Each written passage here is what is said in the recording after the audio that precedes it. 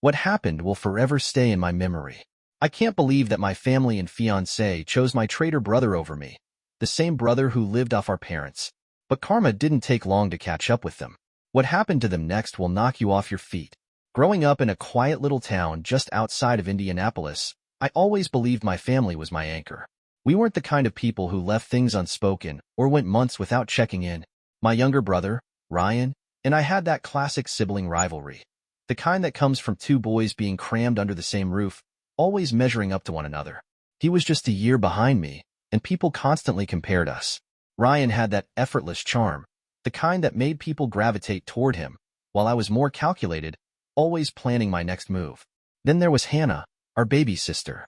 She was the youngest and always tucked under our mother's wing, soaking up every bit of attention she could get. Our parents, Margaret and Thomas, were about as Midwestern as they come. Mom ruled the house with an iron will, keeping everything in order, while Dad was the laid-back type who lived for grilling steaks, as if it were some higher calling. I thought I had life figured out, a steady family, siblings I could depend on, and a fiancé I was convinced was my soulmate. Ashley came into my life during my junior year at Indiana University. We met during a group project, and from the moment she walked into the room, she had this energy that pulled everyone in. She was ambitious, confident, and stunning in a way that made it impossible not to notice her. I fell fast, and by the time the semester wrapped up, we were officially together. It all felt like a blur, but I never stopped to question it. To me, it was perfect. I saw our future, careers, a home, kids, everything. One crisp November evening, I asked her to marry me. It wasn't anything extravagant, just the two of us on a chilly autumn night. She said yes, and just like that, we were planning a wedding for the following summer. It felt like everything I had ever wanted was falling into place. Then March hit, and my whole world fell apart. It was a slow Friday at work, so I figured I'd grab Ashley's favorite takeout and surprise her with a quiet night in. But the second I stepped into our apartment, something felt wrong. Her shoes were by the door like usual, but the place was too quiet, except for the faint sound of laughter coming from the bedroom. I tried to shake it off, telling myself she was probably on the phone or watching something funny. But that nagging feeling wouldn't go away. I pushed open the bedroom door, and just like that, my life came crashing down. There they were, Ashley and Ryan, wrapped up in each other like they hadn't just shattered my entire world. She was wearing the oversized t-shirt I'd given her for Valentine's Day, the one with the stupid heart print. It didn't take a genius to figure out what was going on. They just froze, staring at me like deer caught in headlights. It's funny how silence can be so damn loud. Ryan had the audacity to blurt out, "It's not what it looks like." I almost laughed at how ridiculous that was. Ashley didn't say a word. She scrambled to pull the blanket over herself, as if that would somehow erase what I had just seen. But I didn't yell. I didn't ask why. What was the point? The evidence was right in front of me. I looked Ashley dead in the eye and told her, "Pack your stuff and get out." I wasn't about to give them the satisfaction of seeing me lose it. Ryan started mumbling something about how it just happened. But I cut him off before he could even finish. "You're dead to me." I didn't care to hear his pathetic excuses. There's no such thing as "it just happened" when it comes to sleeping with your brother's fiancé. I turned and walked out without waiting for an explanation. I didn't need one. I grabbed my keys, got in my car, and drove straight to a buddy's house. That night, as I lay staring at the ceiling, it all sank in. My fiancé, the woman I had planned to spend my life with, and my own brother, someone I had trusted, had betrayed me in the worst way possible. It wasn't just about the cheating. It was the choice they both made to destroy something I had held sacred. The next day, I thought things couldn't get worse. But of course they did. While I was at work, Ashley packed up and left the apartment. I had already told her to get out, so I figured that was the end of it. But when I got home that evening, I found a note on the counter, right where we used to keep a framed picture of us. It was short, but it sure as hell wasn't sweet. She wrote that she had fallen in love with Ryan and never meant to hurt me. Then she had the nerve to throw in some nonsense about hoping I'd find it in my heart to forgive them. And the kicker? She ended it with, "I hope you can still be happy for us one day." Happy for them? I wanted to laugh, but there was nothing funny about it. It was infuriating. I crumpled up the note and tossed it in the trash. There was nothing left to say to her. The apartment felt emptier without her stuff, but I didn't care. I just wanted her gone. And now, finally, she was. Word spread fast. Within a few days, My entire family knew what had happened. I never told them, so I figured Ashley or Ryan must have spilled the beans. My mom, Margaret, called me immediately, fuming. She wasn't mad at me. She was furious with Ryan. She kept repeating, "I can't believe he would do this to you. He's not welcome here." At first, it felt good to have her in my corner, but I knew better than to trust it. Mom had always been about keeping the family together, no matter what. I figured it was only a matter of time before she started defending Ryan, pretending this whole thing wasn't as bad as it was. My dad, Thomas, was a different story. When I finally picked up one of his calls, he didn't sound angry or even disappointed. He just sighed and said, "Well, I guess these things happen sometimes." That was it. Like Ryan had spilled a drink on my shirt instead of tearing my life apart. Hannah, my younger sister, tried to be there for me, but I could tell she was stuck in the middle. She called to say she couldn't believe what they had done, but I could hear the hesitation in her voice. She didn't know how to navigate the fallout, and it showed. For weeks, I ignored most of their calls. I didn't have the energy to keep explaining what happened or listen to half-hearted attempts to smooth things over. Instead, I threw myself into work. It was the only thing that felt solid. My boss, Kevin, noticed how many extra hours I was putting in and asked if I was okay. I didn't tell him everything, just said I was dealing with personal stuff. That's when he mentioned the Nashville office. They had been struggling to find someone to take over the team there, and Kevin thought I'd be a great fit. A promotion, a fresh start, and most importantly, an escape from all of this. I didn't hesitate. I told him I was interested. When I let my parents know about the move, my dad just said, "Good for you. A fresh start might be exactly what you need." My mom, on the other hand, acted like I just told her I was moving to Mars. She cried, begged, and threw out every guilt trip she could think of. "What about family dinners? What about Ryantmas? You can't just leave us behind, Matthew," she pleaded. I told her straight. I wasn't abandoning my family. I was leaving Ryan behind. "He's not part of this family anymore," I said firmly. But deep down, I knew better. My mom had a way of saying one thing and then doing the complete opposite whenever it suited her. By July, my gut feeling was confirmed. Ryan was back in the house. One evening, my mom called, slipping it into conversation as casually as if she were talking about the weather. We decided to let him stay for a while. He had nowhere else to go, she said, as if that somehow justified it. She acted like it was no big deal, like she wasn't welcoming back the very person who had betrayed me while still expecting me to show up for Sunday dinners. I didn't even try to mask my anger. I told her flat out that it felt like a slap in the face, that she was choosing him over me. She tried to reason with me, her voice full of that motherly martyrdom. "He's still my son, Matthew. I can't turn him away." "Well, he's not my brother anymore," I shot back, "and I want nothing to do with him." That's when she launched into her family unity speech, the same tired routine. She went on and on about how we needed to heal, to move forward, to come together. But I knew what she really meant. She wanted me to forgive Ryan so she wouldn't have to feel guilty about letting him back in. I wasn't playing along. "You want family unity?" I snapped.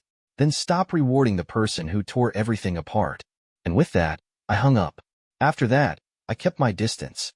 I was too busy prepping for my move to Cincinnati anyway.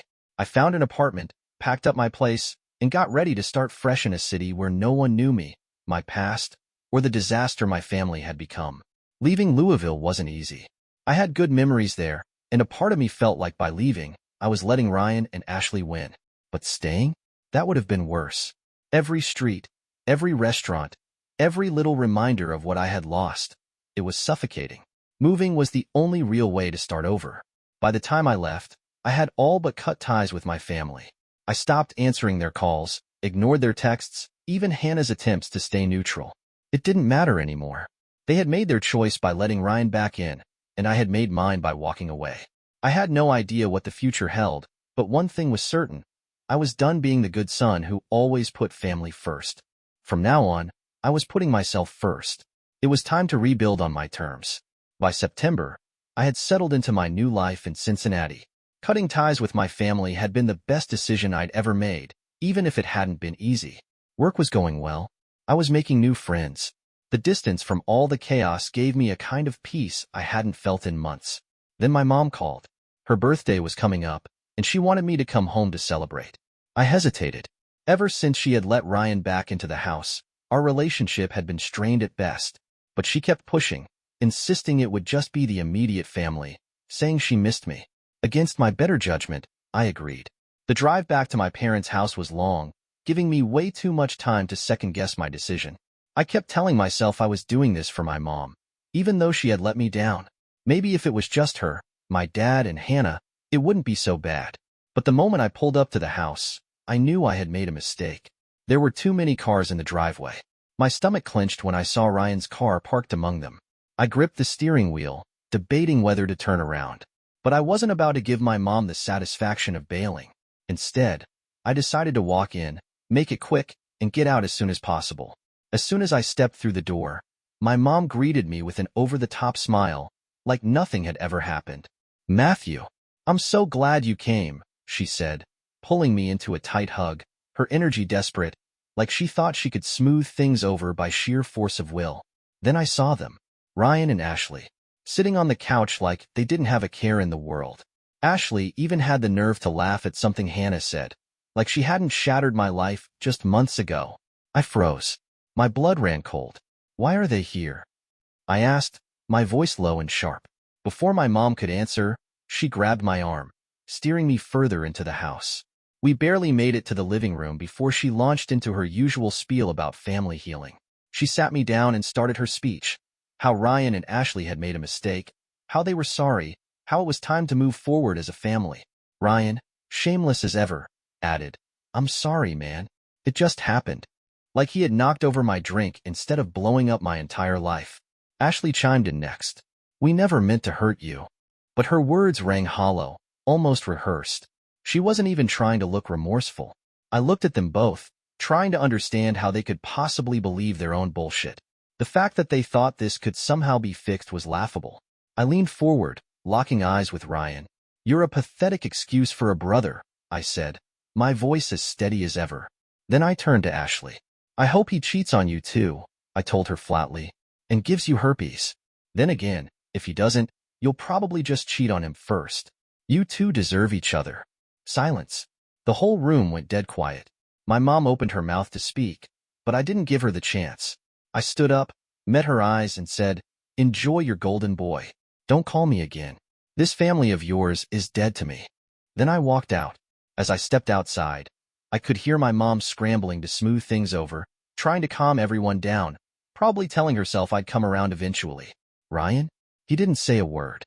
Ashley just sat there, looking like she had one. I got in my car and drove off without looking back. My mind was spinning. How could my mom think this was okay? How could she expect me to just forgive and forget, like this was some petty argument and not the ultimate betrayal? I spent the rest of the day trying to cool off, but the anger wouldn't fade. I kept replaying the scene in my head, wishing I had said more. Part of me wanted to call my mom and let her have it, but I knew it wouldn't change a damn thing. She had already made her choice the second she let Ryan and Ashley back into her life. That night, I blocked her number, and Ryan's too, even though he hadn't reached out in months. I figured it was only a matter of time before one of them tried to clear the air again, and I wasn't interested. For the next few weeks, I kept to myself. Work became my escape, something I could throw myself into just to keep my mind occupied. My coworkers probably thought I was just extra dedicated, but the truth was, I didn't know what else to do with all the frustration boiling inside me. I even stopped checking social media. Seeing pictures of my family would only remind me of everything that had happened, and I didn't need that kind of negativity cluttering up my head. I kept telling myself I was better off without them, but deep down, it still stung knowing the people I once trusted the most had completely let me down. Eventually, though, the weight started to lift. The distance was working. I was slowly rebuilding my life, telling myself I didn't need them, that I could create my own version of family with people who actually cared about me. But in the back of my mind, I knew this wasn't over. My mom was never the type to just let things be. She would find another way to try and drag me back into the drama. I was sure of it. For now, though, I was content keeping my distance. Let them have their so-called family unity. I'd rather be alone than surrounded by people who didn't respect me. If they wanted to live in denial about what Ryan and Ashley had done, that was their choice. But I wasn't going to be a part of it. I didn't know what the future held, but one thing was certain. I was done letting them dictate my life. From now on, I was living on my own terms. By January, life in Memphis had become everything I had hoped it would be. It felt good to be miles away from the chaos my family had created. I wasn't waking up angry every morning. I finally had space to breathe, to think, to focus on myself. Then Sarah reached out. She was a distant cousin, someone I had barely spoken to in my life. We'd crossed paths at a few family gatherings, but I don't think we'd ever exchanged more than a handful of words. So when she suddenly messaged me out of nowhere, saying she was moving to Memphis and could use some help settling in, I was immediately suspicious. I debated ignoring her message completely.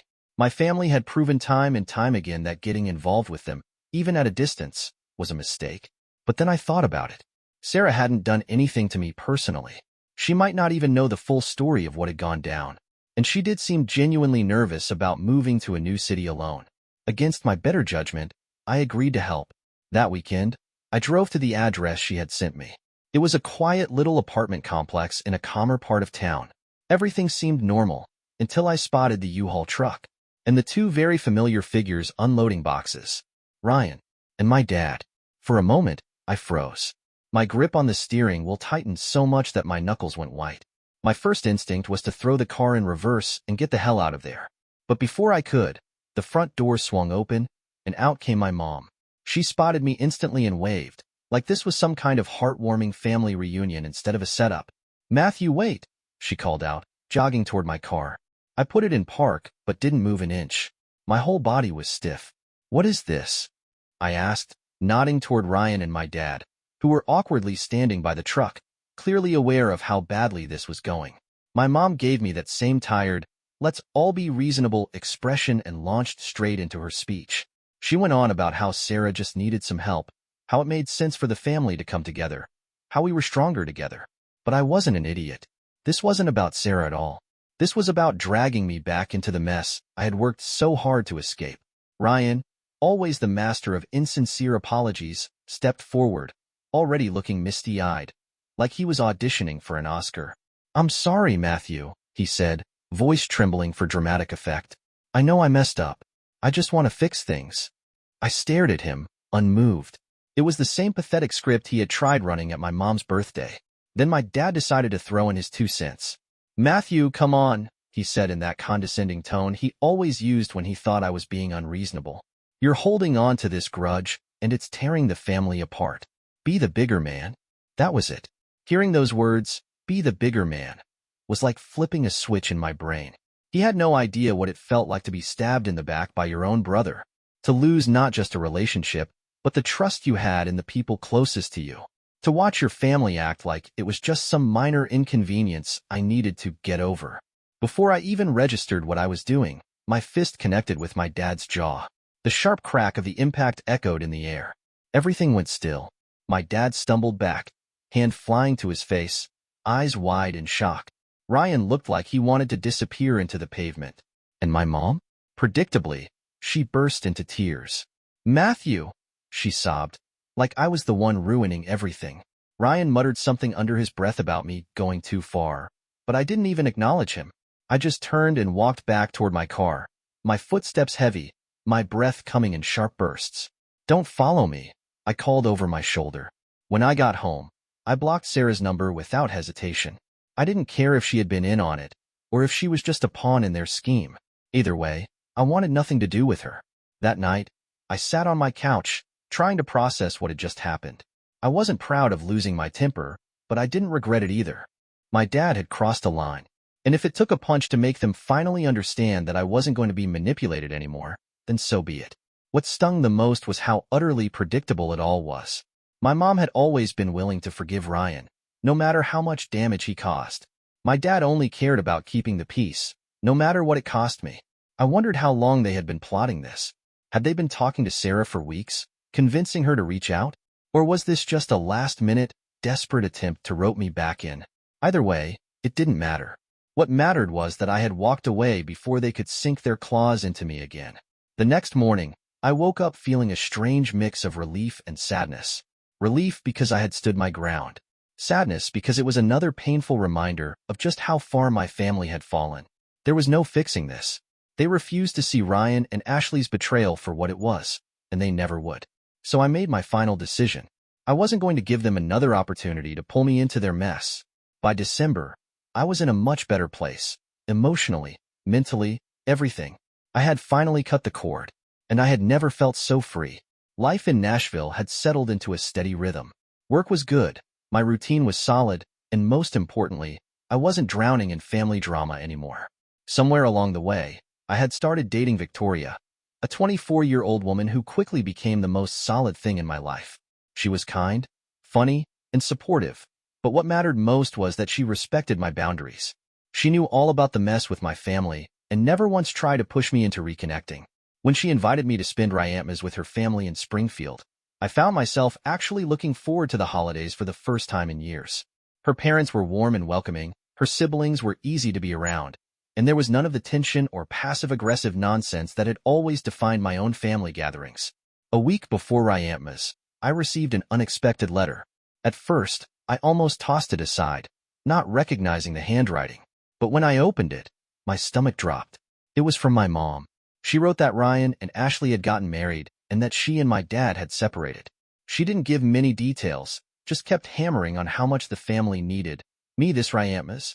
She begged me to come home, calling it an opportunity to heal and move forward. I read the letter twice, trying to figure out if this was really about me, or just another attempt to patch up the mess Ryan had created. The mention of their marriage hit me like a punch to the gut. It wasn't even about love or betrayal at this point. It was the sheer audacity of it, like a final slap in the face, proof that they had moved on without a single ounce of regret. When I showed the letter to Victoria, she skimmed through it and shook her head. "You don't owe them anything," she said gently. "If this is just going to hurt you, there's no reason to put yourself through it." She was right. But still, that small, nagging part of me felt guilty, not for cutting them off, but for the years of obligation my mom had drilled into me. In the end, I chose to spend Ryantmas with Victoria's family.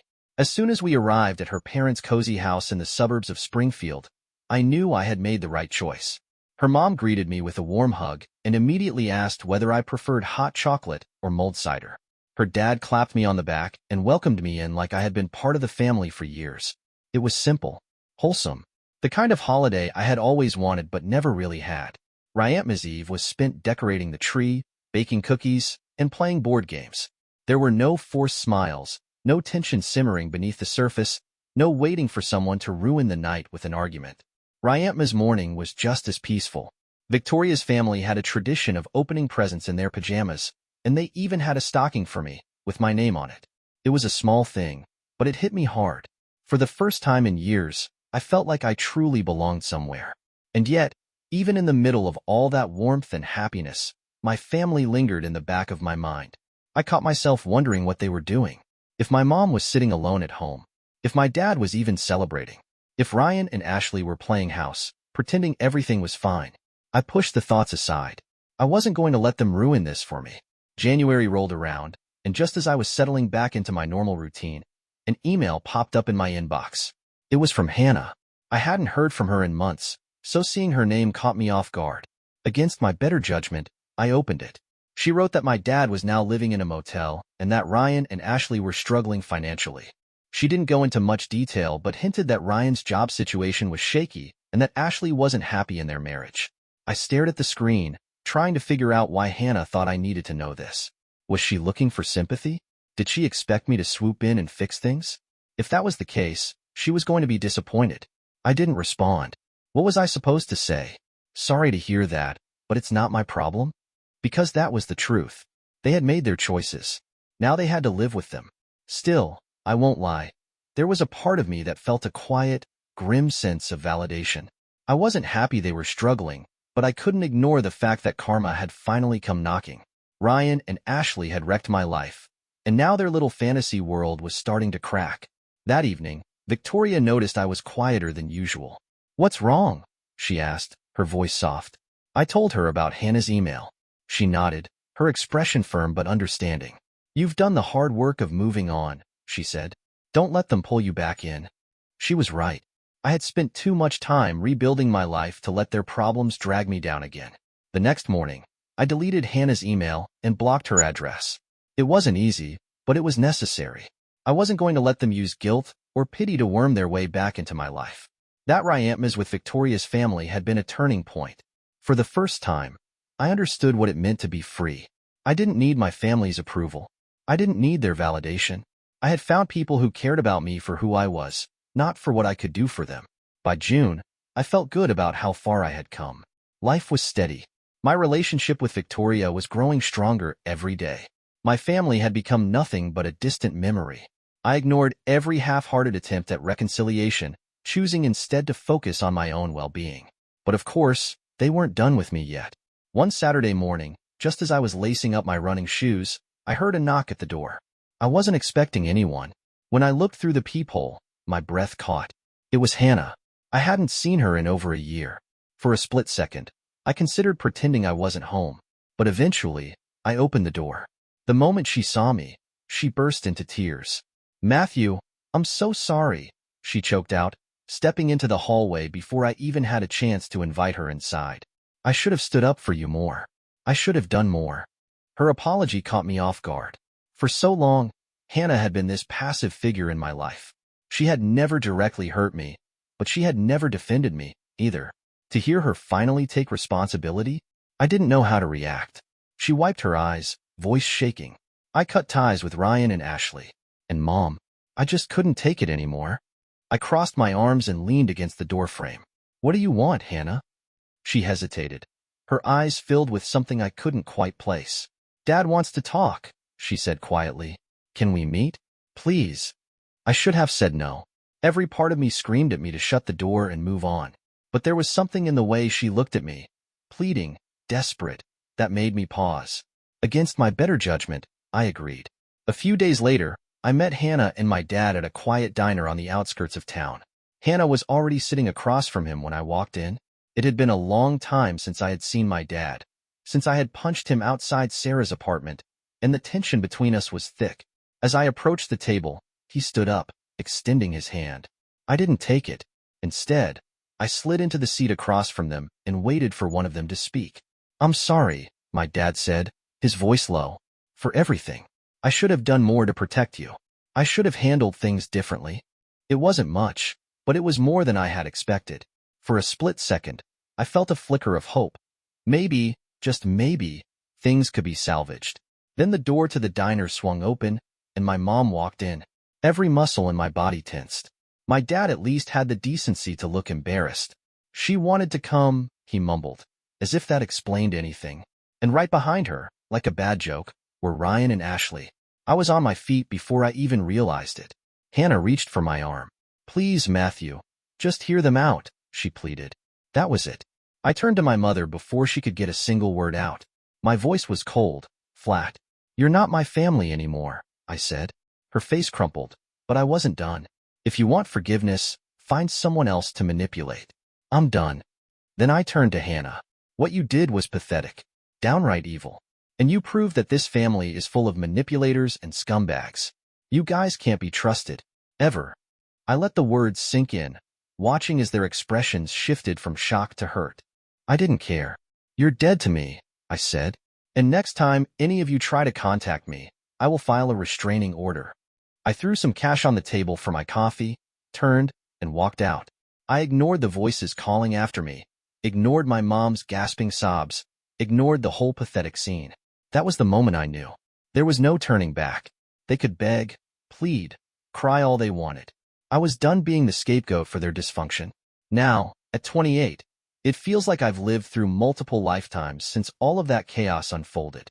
Looking back, it almost doesn't seem real, like it happened to someone else. But the scars remind me that it was all too real. The good news? I survived. Stronger, wiser, surrounded by people who actually care about me. Victoria and I got engaged last year. It wasn't a big, elaborate proposal, just the two of us at our favorite park in Nashville. I didn't go for some grand gesture because I'd learned something important. Real love doesn't need one. When I asked her to marry me, she cried. Said yes before I could even finish the question. That moment felt like the final piece of the puzzle I've been trying to put together since my world fell apart. Victoria isn't just my fiancée. She's my partner in every sense of the word. She stood by me through every up and down, listened without judgment, and never once tried to push me back toward the family I left behind. With her, I feel safe in a way I never thought possible. And the biggest news? We're expecting our first child. A boy. Every time I think about holding him for the first time, I feel this overwhelming mix of excitement and nervousness. I never thought I'd be ready for fatherhood, especially after growing up in a family as chaotic as mine. But Victoria's unwavering confidence in us gives me hope. I truly believe we're going to give our son the kind of life I never had, one filled with love, respect, and stability. One of the biggest steps I took toward fully severing ties with my past was changing my last name. For a long time, I hesitated. I told myself it was too extreme, that it wouldn't actually change anything. But as the months passed, I realized something. My last name felt like an anchor to a past I had no intention of carrying anymore. So I let it go. Standing in that courthouse, filling out the paperwork, I felt lighter than I had in years. And when the judge signed off on it, I finally understood what real closure felt like. I chose a name that meant something to me, one tied to someone I admired, rather than a family that had betrayed me. Victoria was fully supportive. She even joked, "I'll take your new last name when we get married. We're starting our own legacy now." That stuck with me, because that's exactly what I wanted, a fresh start. A life built on something real. I don't go looking for updates on my family, but every now and then, I hear things through mutual acquaintances. Apparently, my parents are officially separated. My dad is living in a small rental on the outskirts of town, and my mom is still clinging to the family house, desperately trying to keep up appearances. As for Ryan and Ashley, let's just say karma has been working overtime. They're drowning in debt. Ashley lost her job. Ryan's work situation is just as unstable. And from what I hear, their marriage isn't exactly the picture of happiness. The irony isn't lost on me. They tore my life apart, and now they're the ones barely keeping it together. Hannah isn't doing much better. Her fiancé left her a few months before their wedding. I don't know the details, and honestly, I don't care. She made her choice to stand by Ryan and Ashley when it mattered most, and that's something I'll never forgive. The last time I heard from any of them directly was over a year ago. My mom sent another letter, begging me to reconnect. I didn't even open it. Tossed it straight in the trash. Whatever regret they feel now, that's their burden to carry, not mine. One of the biggest lessons I've learned through all of this is the power of boundaries. For too long, I let my family guilt trip me, manipulate me, make me feel responsible for their problems. Cutting them off wasn't easy. It was messy, painful, but it was the only way I could truly move forward. Sometimes, I wonder if they ever look back and regret what they did. If they realize how much they lost by betraying me. I'll probably never know. And that's okay, because their regret, or lack of it, doesn't matter anymore. What matters is that I've finally found peace. Walking away from toxic relationships is never easy, especially when it's family. But sometimes, it's the only way to protect your peace and build the life you deserve. You don't owe anyone a place in your life just because you share DNA. Family isn't about blood. It's about the people who show up for you, who love and support you unconditionally. With Victoria by my side and our son on the way, I finally have the family I always wanted, and I'm never looking back. Dear listeners, please share your thoughts in the comments. And don't forget to subscribe to our channel. See you soon.